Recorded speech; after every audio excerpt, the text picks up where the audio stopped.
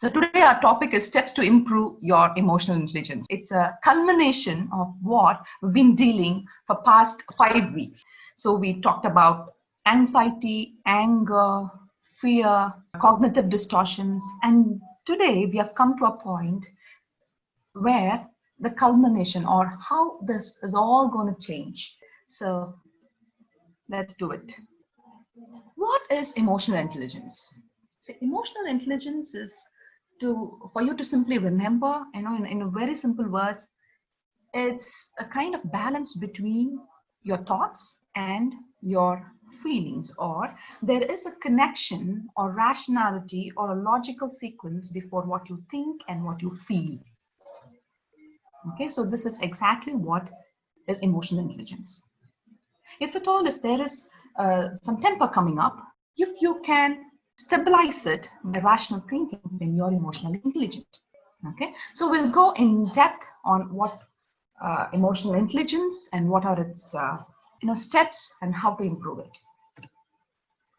So what is emotional intelligence? So it is basically answering few questions. So first, do you know your core strengths and areas of improvement, or otherwise, do you know your strengths and weakness? Do you know who you are inside? Or do you respect yourself and remain authentic? So these are few questions you need to know, and you should be able to answer to have a clear self-perception about yourself. That's the first step. Emotional intelligence has to start. And the second is, with that understanding, how are you expressing yourself? Are you able to control and manage your emotions and make your point clear even when there is resistance from all ends? So this is very important. We are very good in answering and expressing ourselves when situations are all fine. When there is no triggers, when there is no resistance from outside, we are brilliant in our expression. We really project ourselves good and we have our own emotional control. But when resistance arises, when triggers comes up, how is that you are expressing yourself? That's the second step. And the third, only if you have a right perception and right expression, you can have healthy interpersonal relationship. So do you understand and practice empathy? Empathy, in otherwise, are you able to think for others? Are you keen on making efforts to maintain healthy and effective relationship? And the fourth is decision making. So given your perception and expression and the healthy relationship that you're able to make, how is your day-to-day reality decisions? Is it based on the truth of the situation, the fact of the situation, or is it mired by impulse? Does your impulse serve you well? Or is your decisions based on your impulsiveness? Or otherwise, is it feeling based? Or it's completely thought based, there is no feeling attached? Is there a balance between your feelings and thoughts when you're making decision? And the fifth, life realities. In the sense, throughout your life, emotional intelligence is not something you get it, you implement it for half a day and that's it. No, emotional intelligence is something that you grow to achieve, and that becomes your lifestyle.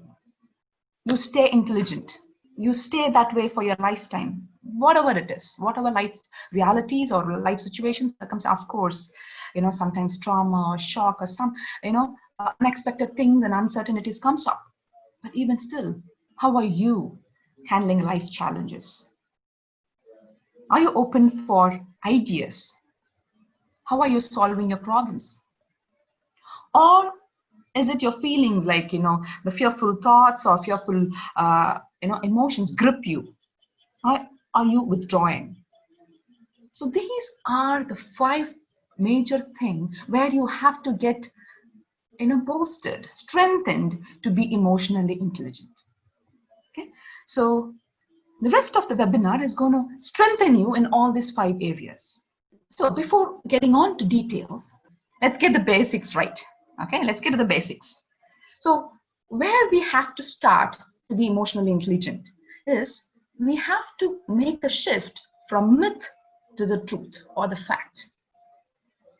Because somewhere we do believe, we do have understanding, which are not the truth, which are not the fact, the reality.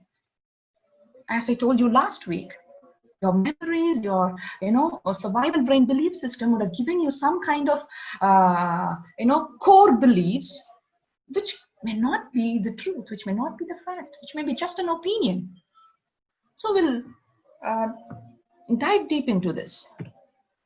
Some myth that we have about gene, I just wanted to call it as gene myths, because many of the time we blame our inheritance, or that we have inherited from our parents, that is there in our family. Okay, some traits that is running through the family. We do blame, or we do stick to what our gene has decided on you, genetic impressions that you have got naturally. Okay, so if you feel that you are a victim to a biology or your genetic impression, then that is a myth. You have to move from myth to the truth. Okay, you are not the victim of your biology. We can control your biology. Okay, so this is what is being proved by recent science, that is epigenetics. Okay, so whatever that we speak here in webinar, these are all very much scientifically proven, and it's not just kind of an abstract thing. We do share it with you with scientific evidences. So the first point about this is epigenetic signals can affect genetic impression. So for example, let's take this way. If a person has a family trait of anger, definitely the person X will have a genetic impression or a clue for anger. So the proclivity or the inclination to the anger or for that trait will be there in the genetic impression. But the epigenetic signals, or epi in the sense something that is above the genetics, that which comes from the lifestyle, the choices, the associations that you make, the learnings that you get, all these things can either mute or activate that genetic impression. So it is not an excuse, or it is mythical to believe, it's just because my dad is short-tempered and I'm getting settled there. Please don't get settled. Okay, so you have to move on. And the next is predisposition versus destination or destiny. Many times we think gene is our destiny or DNA is our destiny. No. Maybe it's giving you a predisposition for what you can behave or what you can be, but it is not your destination. You can always change your destination by the choices that you make. Okay, so if there is myth that is somewhere belonging to this area, I want you to move on from myth to the fact or the truth. Next, love versus fear. Very interesting. All this while, in the past 3 weeks, I think, or 3 or 4 weeks, we've been addressing on the emotions, right? Fear and anger and, all these things. So here I want to give in a very crux of what emotions and how you want to keep this in your mind. Okay. So emotion, primal emotion, if you take, it's either fear or love. Okay. Neurologically, your mind and body are always in one of two overarching emotional states, either love or fear. These are the umbrella terms. Okay, so love has its own emotional expressions beneath it, and fear has its own. So I've just pasted a quote from Elizabeth Kubler-Ross. Maybe some of you know her. She's a very prominent figure in grief psychology. She has done a great work. She's a psychiatrist by a profession, but she had invested a lot in grief steps and stages. So what she says is there can be only, two emotions, love and fear, or otherwise it's love or fear. So you may definitely have questions here. I know. Okay. So when I say put everything under fear or love, definitely it's questionable. Let me put it simple now. So it will be made easier with this formula. Let's see the formula. So emotion is basically cognition plus a feeling expression of it, which can beget an action. This is all about emotions. So emotion has a birthplace in the thoughts, and then the thought has its own feelings, which has the energy to bring out an action or a behavior. Okay, so it's a cycle again. the same actions can get into the thoughts and the feelings. So it's all a cycle. But this is how it starts. Okay, this is a simple formula. So what happens is, where this fear and love can be differentiated is at the juncture of the cognition. We saw in the past 3 weeks, like anxiety, we saw there is emotion, but there is a disconnection between emotion and the thinking part. Hope you remember. For anger, we said thinking part is involved, but it's all involved to stop and to, control the emotion. It's not, taking part in decisions or, executive functions in thinking, in a right thinking, in decision making. No, thinking brain is not involved in it. And when it comes to fear or danger sensed, when a threat is sensed, what happens is thinking part is involved, but there is distortions involved. So it's a belief on false evidences is what we saw about fear. Okay, so where you can differentiate fear and love is in the cognitive area, in the thinking area. When your thinking has distortions or disconnection with emotion or not functioning for its potential, then it all falls under the category of fear. So when it happens that way, your responses will be all like protective responses or defensive or withdrawal. That's where guilt comes in, shame comes in, all negativity, anger, it's all defensive. Or you want to protect yourself, you hide yourself up. Or even aggression, you become violent, you become that aggressive thing. It's basically again a defensive thing. Okay. On the other hand, love is simply to explain, love is not opposite of hate. It's actually opposite of fear. We have all these confused ideas about love basically because we do get a lot of definitions about love.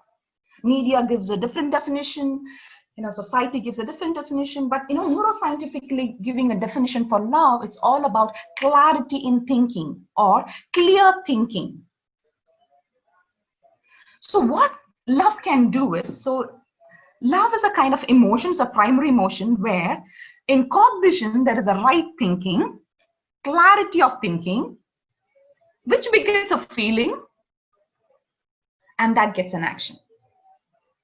So whenever you're challenging your fearful thoughts or your anxious thoughts and able to make a right thinking choice, then you're operating under love-based, love-driven thinking. You're operating under love. So basically what love does is, underneath, it's all about learning or reflective. So when you are in a love-based emotion, you will be able to learn from the situation. Situation will not be dominating you.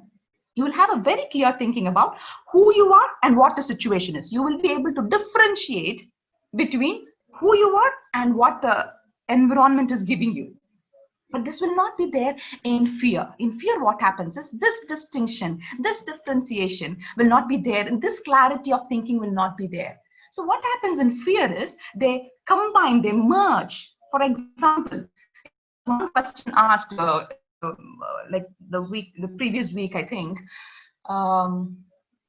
if I take a step to, improve myself, if people humiliate or people continuously humiliate me, and so I withdraw myself, I don't take any further steps to improve myself. So this was the question asked. So let us put that in this equation now. So what happens is, if you're operating under love-based thinking or in that primal emotion, what happens is, yes, you are taking a step to build your maybe public speaking or whatever.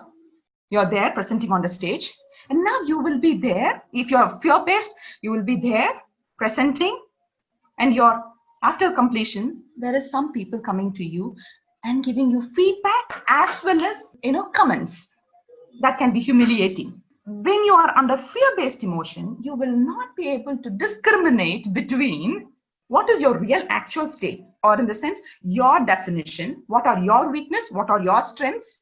You will not be clearly able to think, yes, this is my first attempt.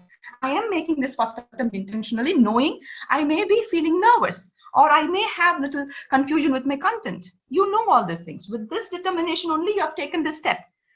Okay? And this clarity will not be there. What you'll do, you'll merge their opinion with who you are. And then you will come to a conclusion, okay, this is what it is. You know, I failed already, and this is second time I'm failing, and I'm not going to take any more step on it. I'm a failure. This is not my area. Let me, look for other area. But on the other hand, with love, what happens is you will know clearly what is your strength and weakness. And you will also be able to know what is a feedback and what is a humiliation. This clarity will be there. You will be able to understand if somebody is giving you feedback, it's for your good. And you will have that clarity. You will take it with all happiness and joy. And you'll say, thank you for the feedback. And you know what? I do know, and this is my first attempt. I'm taking a step to improve. Thank you for your feedback. This is what will be your answer or the action that will be, coming alongside with it. The feeling will not hurt you. And if it is in humiliation, if you're able to discriminate, it's in humiliation, you will just say, thanks. And you will not let it inside, or you will not combine that with your definition of who you are. This is what will happen in the love-based and fear-based. Love-based is something which will help you to prioritize, clarify things, differentiate things. It gives you freedom of choice. It will sometimes help you to, not sometimes, it always help you to let go of things, forgive people, and move on. It will not stagnate you. Love will not stagnate you. Love will respect you. Whenever there is a love-based emotion, it will respect who you are. You will not put yourself down. You will not be ashamed of who you are. You will not be doubtful of you are in spite of knowing your weakness. So when it is love-based, it doesn't mean you will not get hurt. You will not have anxious thought. No, it's not so. You may have all these realities coming to you from the situation, from people around you, from loved ones, from your friends. But you will have a clarity in your thinking where you will be able to beautifully discriminate and put things in right pockets so that your equation will be straight. Hope you understood this. This is very, very important because most of the time we are under confusion here. Okay, feeling, thinking, action, where it is. This is what is the equation. Make it very simple and keep this understanding straight. Now, another myth that we may have is cognitive dissonance. So what is this is, this is a very, very common myth we all have, the disconnection or disagreement between what you want or what you verbalize from what you really believe. You really want to be a good person? You really don't want to get angry with your mom? Or you really don't want to, have this fearful thoughts about yourself?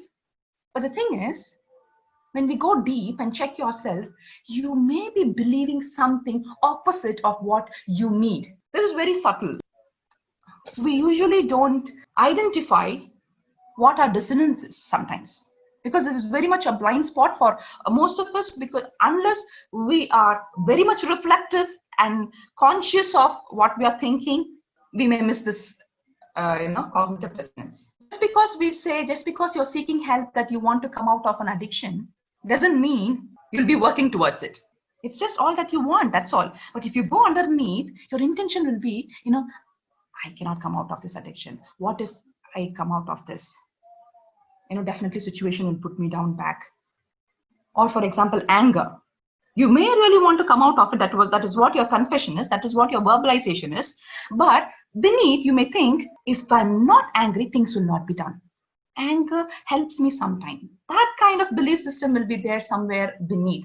Or sometimes you will be settled with what you're expressing. For example, anger. I just wanted to share an example here. There was one person who sought help in counseling for the difficulty that he was facing. He quit job, every 6 months. He cannot stay in a job. So what he came and told me was, ma'am, I have this difficulty. I'm not able to stay in a particular job or in a very secure state or in a very certain state. I really want to come out of this. I don't want to have this instability, like quitting and again searching for job and then finding a job. I don't want to do this, but I do it very often. Like around 6 to 8 months, I quit a job and I get into the search of a job and get into this. I don't know why this cycle is happening, but I really don't want this to happen. And I asked him, you really don't want this to happen? He said, yes. Then we worked on the layers down. Basically, what we understood was somewhere he believed or he was comfortable in uncertainty. As past experiences and past childhood, somewhere some issues happened in his life where in his belief system, in his core belief system, he had already got settled or comfortable with the uncertainty. That's why without his knowledge, when everything's going fine, certain and stable, he's feeling, disturbed. So somewhere the urge comes, he resigns the job. This is exactly his cognitive dissonance. So you may want to come out, but somewhere inside you are not decided enough, or you are believing something, or you're already made yourself comfortable with whatever nature that is, the belief that is. Okay. So I want you to work on with this. This is not an easy thing. See, one thing I want you to all remember is changing a thought pattern or getting into an emotional intelligence is not a step thing that one day I will finish this step, second day, third day. No, it's hard work. It should be very much intentional. It should be a lifestyle. I want you to all to really reflect on this. Whatever that you want to come out, or whatever that changes that you really want to do, are you really decided inside to come out of it? Or is there any way you have a contradicting belief system? So question yourself. So with that basics, let's move on to the steps and the principles of achieving emotional freedom or emotional intelligence. Basic principles that you have to adhere to if you need to change. First is intentionality, or a strong determination or a choice that you have to make, decide in the level of belief system, in the core belief system, to address the cognitive dissonance. Hope you would have understood this because I had a little explanation on it before. Next is automation. See, sometimes what happens is all the difficulties with thoughts, overthinking, or negativity that you're getting is basically because there is some automation has happened in your thoughts already. So some thought would have, some information would have come to you, you would have accepted it, and you would have rehearsed it or ruminated it a lot. So after a period of time, it becomes automatic negative thoughts, or it becomes an automized thought for yourself. It's an automation. Exactly the opposite should happen. The same automation should happen for new healthy thought pattern. Okay. So all these years you believed on something and you were ruminating on particular thought pattern, and immediately on one day this will not going to change. It has to be automatized. The new thinking pattern, the new emotions associated has to be automatized. Okay. It has to become automatic for yourself. So definitely it requires time, it requires practice, it requires intentional rehearsal of certain things. And next is the renewal of mind. So here I wanted to stress something important. See, without changing your mind, you are not changing at all. There is no transformation without changing your mind. You have to just keep this straight on your mind. Without working on it, you are not going to bring any change. Okay. And moreover, this should be a lifestyle practice. It should be lifetime. Because many times what happens is this emotional intelligence, or if you want to change particular thought pattern, we always tend to work when crisis hits us. When you're affected with, when you're hit with the anger situation, that time you want to withdraw yourself and work on with your belief system and thoughts and other things. You know what? It won't work. It won't work. I wanted to start working on it when everything's are comfortable, when you don't have any triggers, when you don't have anxious thought troubling you, when you don't have anything troubling you or disturbing you. Start working then. Start it right away. Today you may not have fearful thoughts. Today you may not have a disappointed feeling. Today you may not have thoughts filled with anger. You may not have it today, but this is the right time for you to start. Start the steps, whatever steps that you are going to deal with it later. I want you to do it right away when everything are fine, everything not stressful or not during crisis. Start working when everything are comfortable. Then when the actual reality, actual crisis hits you, you will be easily tackling it. You'll be tackling it very easily. Otherwise it will be a hard work, and finally you'll come to a conclusion nothing works. These are all just theoretically possible but not practical. No, it is practically possible if you could start right away. when everything's all fine. In so saying, I'm not saying when crisis hits, this will not work. It will work, but more hard work is required. But if you start when everything are, everything is clean and, when there is no danger sensed, if you could start working, the learning will be very easy and it will be engraved and the automation will be very easy so that you can practice it when the reality hits. Now we'll go on to the steps. The first step is knowing or understanding your external and the internal signals. In this sense, where is the source for this particular thought or feeling? Many times it comes from external, that is from your senses, what you see, what you hear, what has been done for you, all those things are the external signs or signals. You have to clearly differentiate between, is it from outside or is it from inside?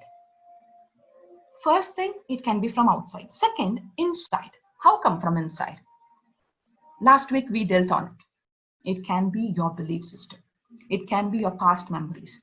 Remember the flash bulb memory that I talked about, the long-term, short-term memory, all these memories and the belief systems, they do play a very important role as a source for the signal or for the trigger. So you have to know it for sure. You have to clearly differentiate. At times it is possible both can play a role. Usually what happens is the source can be external. When it comes inside, when information comes inside, it gets mixed. Immediately our brain catches up with all the relevant past memories or beliefs and associated. It gets formed in a different way and then comes to, for decision making. So you have to be very clear to understand the source first. And then what are the associations to it?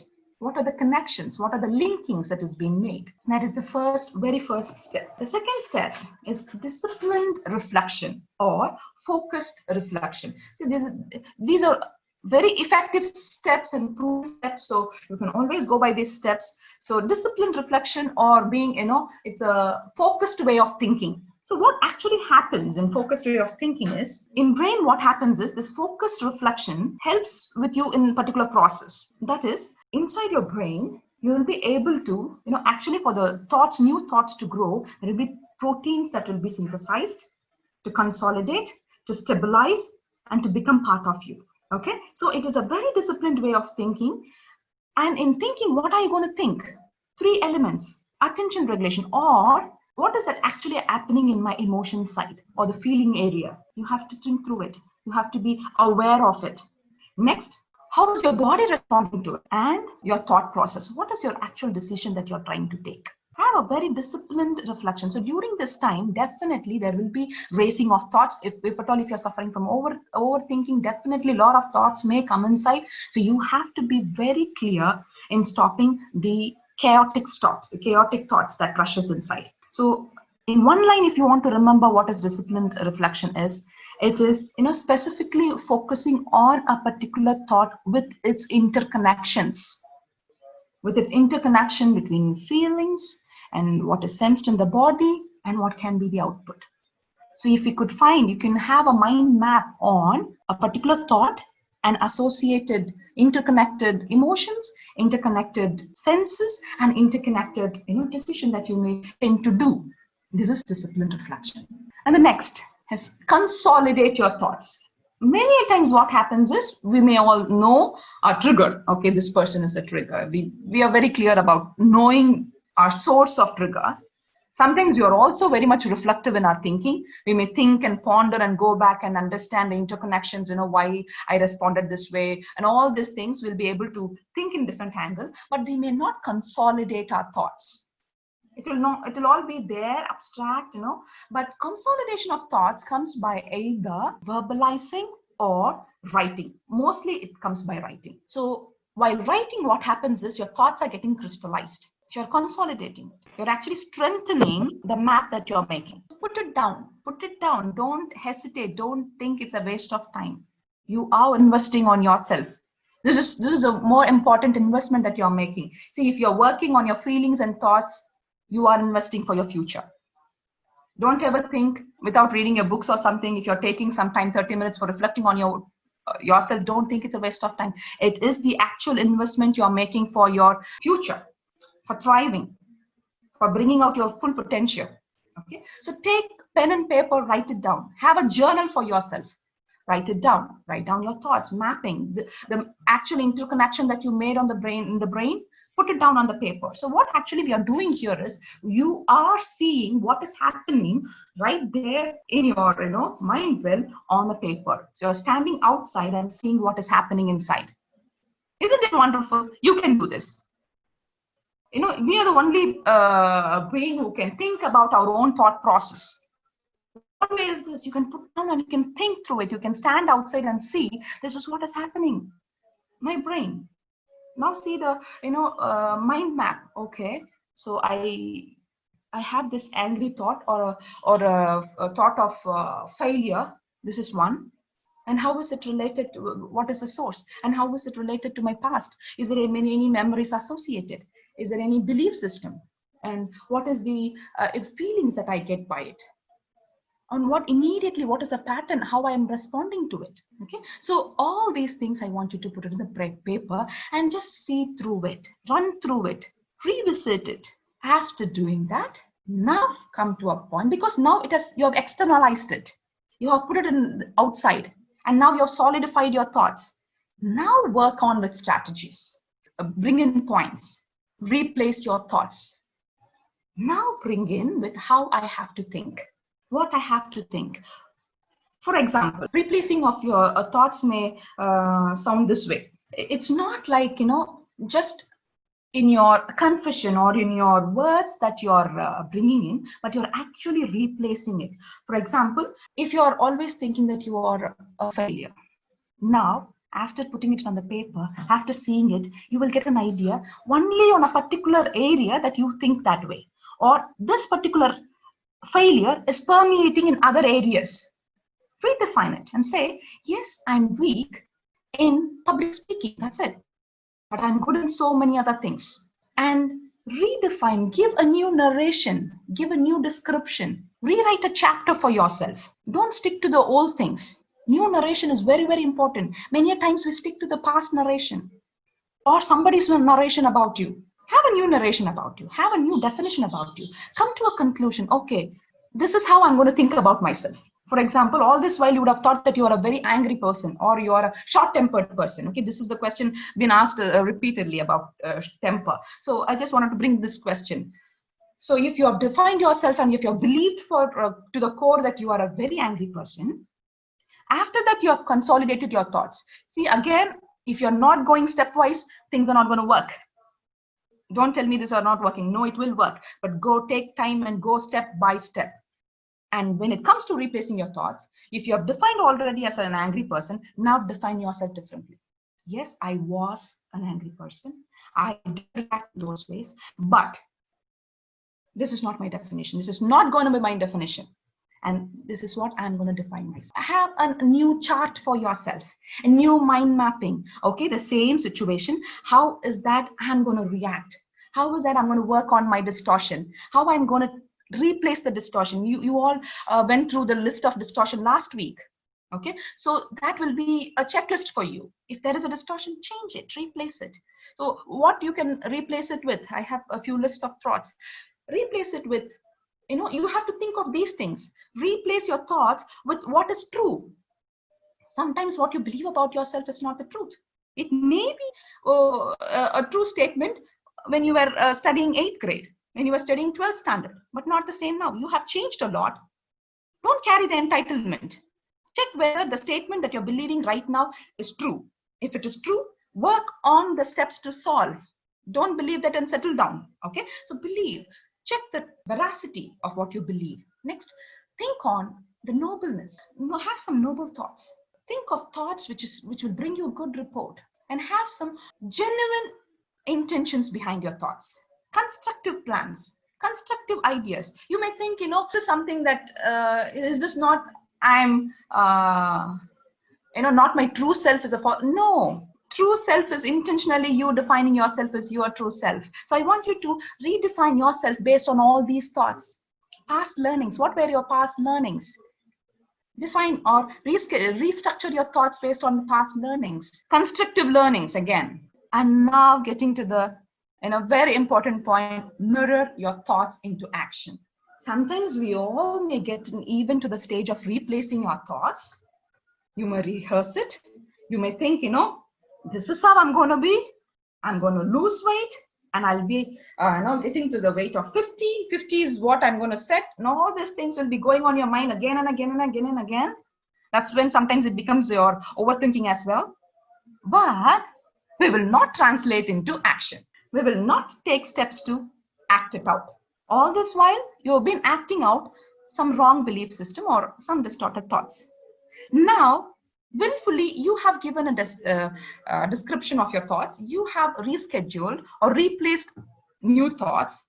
I want you to add that thoughts. For example, again, we'll take the same scenario, short-temperedness. And if you have replaced that thoughts to be, I'm going to be a very gentle person in responding. I'm going to be really emotionally intelligent, in understanding my state in self-perception and then regulating my emotions. And when I respond to people, interpersonal connections, when I get into interpersonal, I'm going to be holding my, I'm going to be mindful of my words, mindful of, my tone, my facial expressions. If this is what is your thoughts that you're bringing in, then when the reality hits, when the situation comes, try to mirror it out. Try to act it out. Be ready. Okay, be ready. And if you're able to do it, then you are grown to be emotionally intelligent. And this translation is what will give you the complete score of you are grown to be an emotionally intelligent person. Many times, this is where people feel it, they get stuck. They have it all mapped up in the brain, but ultimately no action, ultimately no result. So they get fed up. And this comes by practice, repetition, and by time. Cognitive rehearsal. Maybe you can rehearse it for yourself when you are, just imagining a situation and how you're going to respond. And this is how I'm going to respond. And bring it to reality. Mirror your thoughts into action. See, you may listen to all these webinars and you can read a lot, but if you're not able to put it into action, things are not going to change. Okay, just hearing or listening is not going to bring any transformation. Whatever that you hear, whatever that you learn, it should renew your mind and it should reflect in your action. So replacing your thoughts, and once you replaced, let that replaced thought be so strong. For that, you have to repeat it. You don't have to repeat it all the time, but you have to set a time for yourself in a day, maybe in the morning. Take your journal and see what you have decided that you have going to be. Maybe you can have a page for different thoughts that you're encountering. And in the end of the page, have a note what you have to rehearse or what you have replaced with. So have it, go through it every morning. Or if you have time, even before your bedtime, just go through it and revisit and check, did I represent it in my action? Did I bring it out in my action? If not, what stopped? Have this constant check. And you may ask me, should I have this all the time? No. It all takes until this habit, this new thought becomes automatized. That's the beauty of your brain. That's the beauty of the neuroplasticity. It becomes a new pattern, a new thinking, and it becomes your lifestyle. You will be amazed to see you responding in a very, very much a matured, emotionally matured way when reality hits. That's where it leads to. But before that, be very careful and intentional in carrying out these steps. Okay, so given with all these things, let's revisit our emotional intelligence, the 5-step. The 5-step again. So we saw how to have self-perception, knowing about ourselves, and then self-expression. So how am I going to present myself? Okay, when situations are different. So you have mapped up, you have a new thought, and you are practicing it. And interpersonal, definitely when you get a strong self-perception, understanding of yourself, and the control of your emotion, definitely your interpersonal relationship will be healthy. You'll maintain, even if you do mistake, you will be, good enough and strong enough and, confident enough to go apologize. You can apologize. You can do it.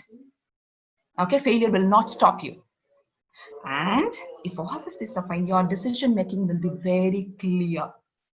And realities will not define you. It may come. I'm not telling you realities will change. No, the same reality, the same people, same circumstances, but your reaction towards that, your response towards those situations, towards those thoughts, towards those triggering ideas will be completely different.